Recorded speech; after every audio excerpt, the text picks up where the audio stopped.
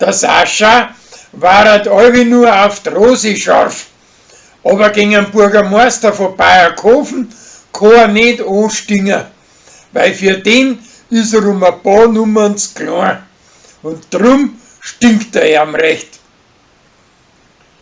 Der Annalena, sein Jumpsterer, möchte statt ihres Essen ausfahren, aber auf ihren Rall übernimmt er sie auch so, dass sie am Straat. Und das Schandewei hilft ihm, das Essen aus dem Dreck zusammenklauen. Der Gerstl hängt der Beutel von seinem Katzenviech als Netz ein.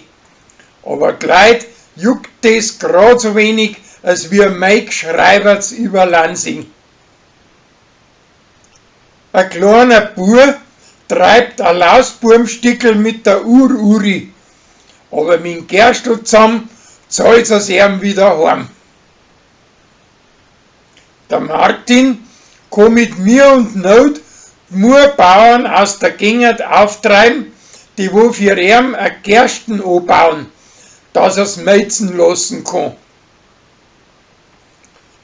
Moni und der Landrat streiten drum, wenn sein Ochs das als Pfingstochs aufmarschieren sollt. Und das Zwiefall kommt zu keinem Entschluss nicht. Der Pfarrer hat grad zum Tor, dass er sich nicht ins Schandewei verschaubt und ist froh, dass die jetzt wieder von Lansing da nicht zieht. Nach der Grämis von Felix seiner Großmutter möchte ihm Zara verkuppeln und sagt ihm nicht, dass jetzt mit dem Chris schiebt. Er kommt aber dahinter und ist recht böse auf die zwei. Danach macht er eine Erbschaft über 250.000 Euro.